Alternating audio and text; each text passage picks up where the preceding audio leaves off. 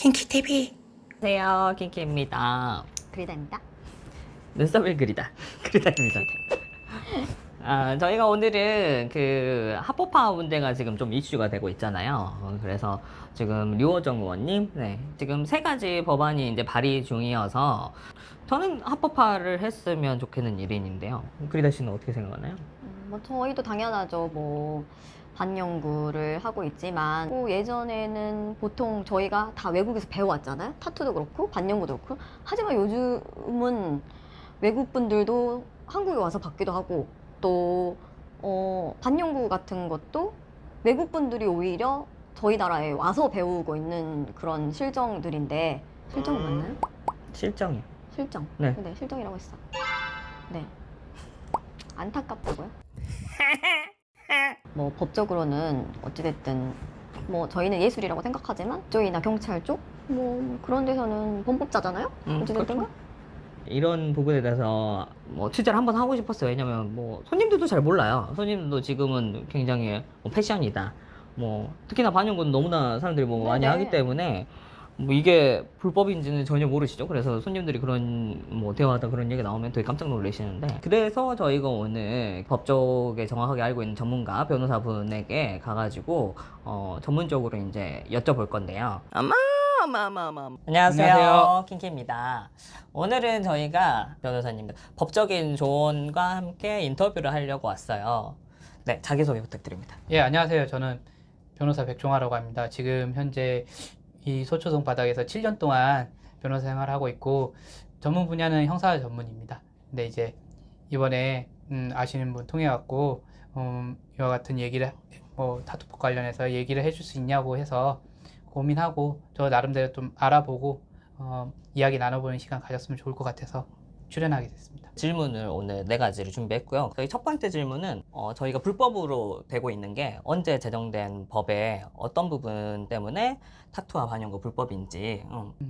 우선 반영구, 화장, 타투 뭐 다 크게 봐서는 하나의 부류라고 생각을 하는데, 이와 같은 행위를 규제하는 법령을 명확하게 제정해서 규제를 하고 있는 건 아니에요. 우리가 보면 아까도 말씀드렸듯이 의료법에 보면 의료 행위는 의료인만 하게 돼 있단 말이에요. 네, 그렇죠. 근데 의료인은 다들 아시다시피 의사, 아니면 치과 의사, 간호사, 조산사 이와 같은 사람을 의료인이라고 하는데, 우리 타투를 하시는 분, 아니면 문신을 하는 분들은 의료법에서 정의하고 있는 의료인이 아니에요. 그렇기 때문에 의료인이 아니기 때문에 이러한 사람들이 의료 행위를 하게 되면 처벌을 하겠다. 의료법에 의료인에 대해서 규정하고 있고, 의료행위에 대해서 규정하고 있고, 의료행위를 의료인이 아닌 자가 했을 경우에 이걸 처벌하는 조항도 들어가 있어요. 타투를 하거나 반영구, 화장을 하시는 분이 이러한 행위를 했을 때 의료법이 1차적으로 규제를 하는 거고, 2차적으로는 보건범죄 단속에 관한 법률 특별조치법이라고 있어요. 그 법률에 의해서 처벌을 하고 있습니다. 네. 이 두 가지 법률의 가장 큰 차이점은, 의료법은 1차적으로 돈을 받지 않고 의료행위를 했을 경우 처벌하는 걸로 보여지고요. 보건범죄 단속에 관한 법률 같은 경우에는 돈을 받고 했을 경우에 이 법령을 적용하는 거라고 보면 됩니다. 하나 더 덧붙이자면 그 보건범죄 단속에 관한 법률이 좀 더 처벌 규정이 더 셉니다. 그렇기 때문에 업으로 하는 거를 더 처벌 규정이 세게 하는 거는 일반적으로 그렇게 하거든요. 그래서 가중 처벌한다고 보시면 돼요.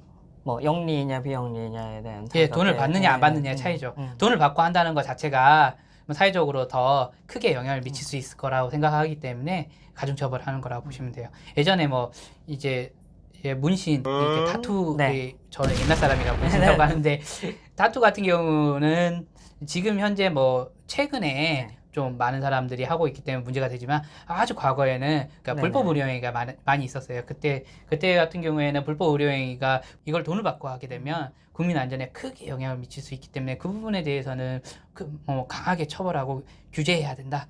그런 의미에서 좀 강하게 입법이 되어 있는 것 같고, 처벌 조항도 좀 센 것 같습니다. 두 번째 질문은 판례가 있는지와 걸렸을 때 어떤 처벌을 받는지, 저희가 잡혔을 때 잘못하게 했을 때 이제 어떤 처벌을 받는지인데, 제가 알아본 바로는 이와 관련해서 최초의 판결이 나온 거는 네. 92년도예요. 92년도에 그 미용 목적으로 그 눈썹이라든지 이마에 문신을 하는 행위가 의료 행위에 해당하는지에 대해서 판결이 나온 게 있거든요. 그때 내용을 보면 대법원에서 의료 행위를 정의한 거는, 의료 행위라는 것이 단순히 사람의 병을 고치고 뭐 여기에 다친 부위를 꼬매고 이런 부분에 대해서만 의료행위를 한정하는 게 아니라 보건위생상 국민 건강에 위해를 끼칠 수 있는 모든 행위를 의료행위라 보고 있거든요.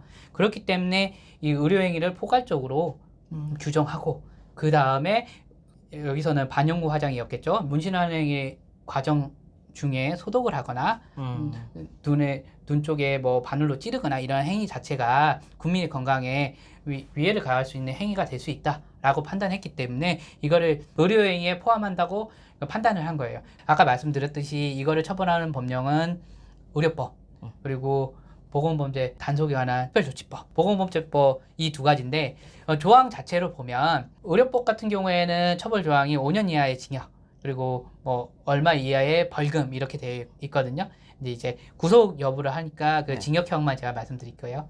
보건범죄법 같은 경우에는 무기 또는 2년 이상의 징역이에요. 사실 무기 또는 2년 이상의 징역이라는 거는 상당히 높은 그러니까 처벌 두께는 5년과 조항이거든요. 2년이니까.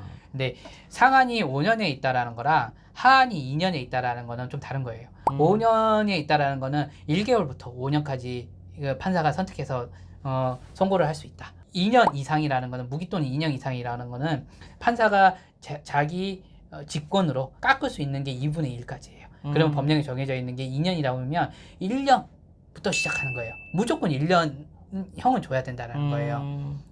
벌금형도 없어요. 이거 같은 경우에는. 보건범죄 단속 관련한 이 특별법은 형의 그 처벌의 정도가 매우 높다라고 볼 수 있죠. 근데 제가 그래서 이번에 의뢰 들어와서 최근에 어떻게 처벌을 받았냐 이렇게 봤는데 그래서 보건범죄 단속 관련해서 이 법령에 의해서 처벌받은 내용을 보면 보통의 경우는 징역 1년에 집행유예 2년이나 3년 정도를 때리고 그리고 벌금형만 때릴 수 없고 같이 때리는 거예요. 대신 집행유예라는 거는 집행, 이게 형의 집행, 이게 교도소 보내는 거를 유예해 주겠다, 미뤄두겠다. 그 시간이 지났을 경우에는 이 집행을 안 하겠다라는 의미거든요. 그렇기 때문에 이 부분이 사람이 구치소로 가거나 교도소로 갈 일까지는 없는데 이게 뭐가 불이익이냐, 자기의 범죄 경력 기록에 남기 때문에 이 다음번에 동일한 범죄로 걸렸을 경우에는 집행유예를 못 받을 수 있어요. 보니까 거의 집행유예가 나오고 있거든요. 그러니까 이러한 분들이 한 번 더 걸렸을 경우에 진짜 구치소나 교도소로 갈 수 있는 상황이 되는 거죠. 있을 것 같아요. 그러면 이제 좀 이해가 되는 게 선배들 했던 얘기랑 이제 법적으로 얘기해 주신 얘기를 들어보니까 이렇게 조합이 되는 게 현행범으로 잡히면 안 된다고 하더라고요. 실제로 지금 작업을 하고 있거나 근데 심지어 뭐 그 현행범으로 잡혔는데 이 사람이 돈을 그러니까 영리를 취했다 하면 엄청 크게 간다고 하던데 그게 특별법으로 네, 아까 보통 업은 영리행위를 추구하는 거기 때문에 그렇게 생각을 하시면 되죠. 현행범으로 잡히지 말라고. 이게 뭐 현행범으로 잡히면 사실 그 재량의 여지가 많이 사라질 가능성이 높아요. 발뺌하기 어렵다는 얘기죠. 피하기 어렵다라는 얘기죠. 왜 오랜 시간 동안 합법화가 되지 않았는지 되게 사실 포괄적인 얘기긴 하죠. 저도 이게 합법화가 되지 않은 이유에 대해서 사견이니까 그거에 대해서는 생각하고 들어주셨으면 좋겠습니다. 과거에는 문신행위 자체가 혐오적인 행위라고 생각했고 그리고 문신을 하는 사람들이 보통의 경우에는 우리나라 같은 경우에는 조직폭력배 인 경우가 많거나 아니면 여성분들은 좀 유흥적개번이라든지 이런 분들이 하는 경우가 많으셔서 좀 어떻게 보면 좀 만나고 싶지 않은 사람들은 아니면 사회적으로 좀 그 정상 비정상이랑 나누기 힘든데 하여튼 사회적으로 일반적이지 않은 사람들이 하는 거다 그런 인식이 있었죠. 특히 이제 90년대 초반에 대법원 판례가 나올 때 이 의료행위라고 할 때도 처벌했던 내용 같은 경우에는 반영구 문신, 그러니까 미용 목적으로 눈썹을 하거나 이런 부분이었거든요. 의료인이 아닌 자가 이와 같은 행위를 하다 보면 분명히 부작용이 일어날 수 있을 거라고 생각했기 때문에 사회적으로는 이거를 단속하고 규제할 필요가 있다라고 생각하셨던 것 같고 사회적 문제라고. 그리고 그 부분이 이제 문신이라든지 타투에까지 영향을 미친 거죠. 사실은 뭐 반영구 화장이 안 되는데 타투나 문신이 되기에는 제가 보기에는 더 어려울 거라고 생각을 하거든요.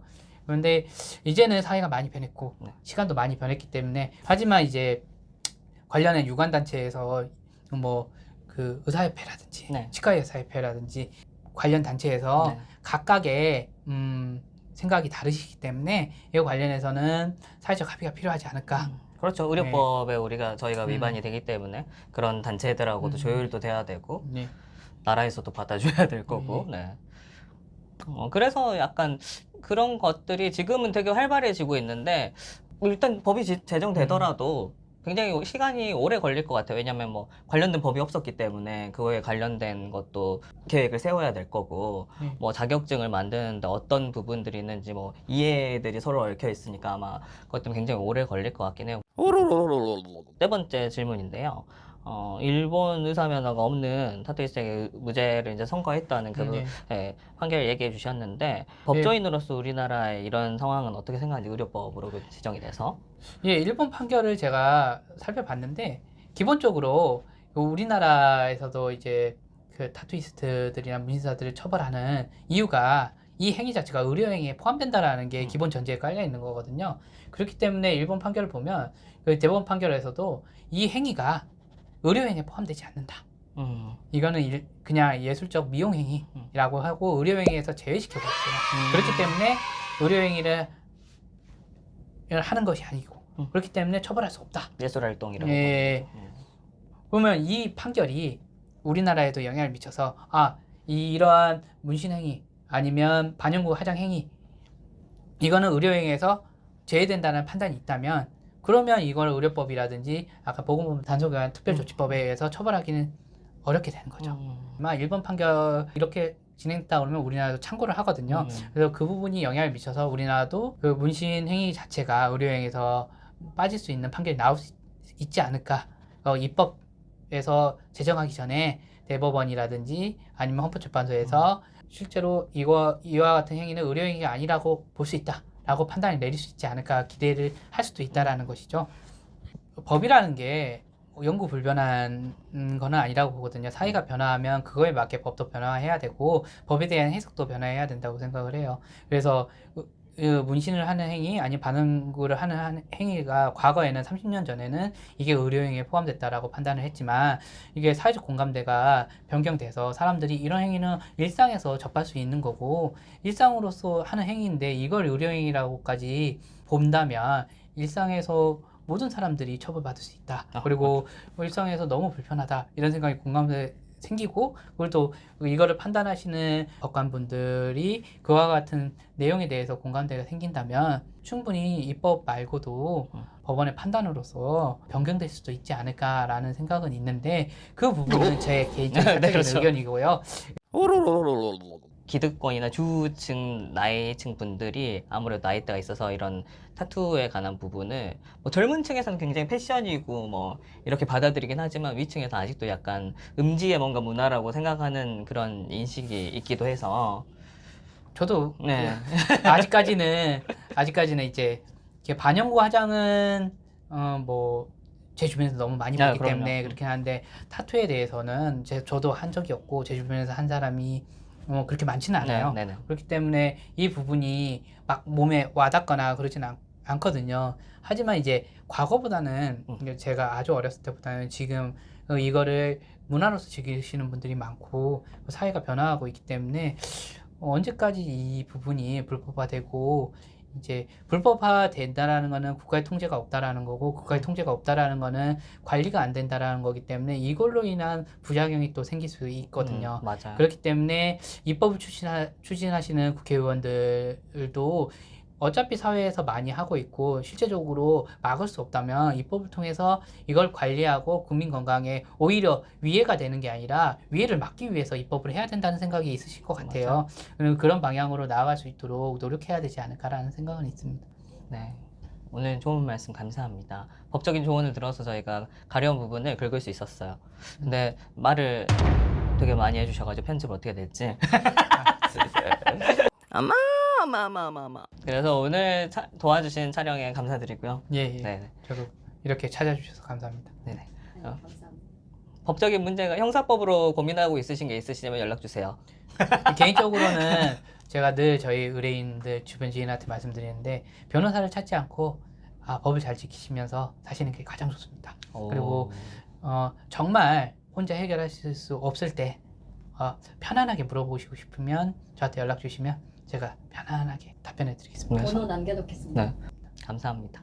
법적인 문제로 전화하세요. 다른 걸로 전화하지 마세요. 아, 예, 결혼했고 아이가 둘이 있습니다. 안 돼요, 안 돼요. 그럼 인사드리고 마무리할까요? 예. 네. 안녕. 예, 이렇게 해야 되나요? 네네. 안녕. 친근하게 해주세요. 안녕.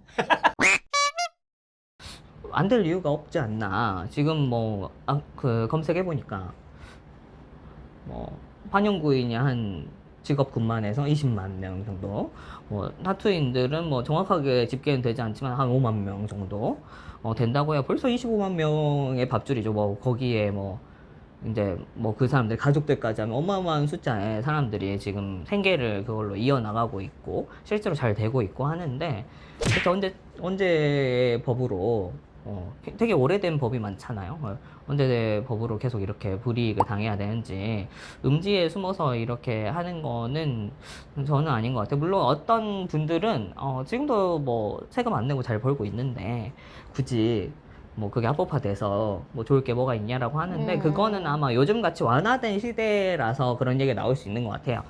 아니 뭐 근데 그래도 내가 돈을 벌 거면 그래도 당당하게 벌고 싶고 진짜 아까 말했던 것처럼 뭐 이렇게 뒤로 해서 돈을 벌리는데 이것도 세금으로 하면 국고가 될 텐데 뭐 그럼요.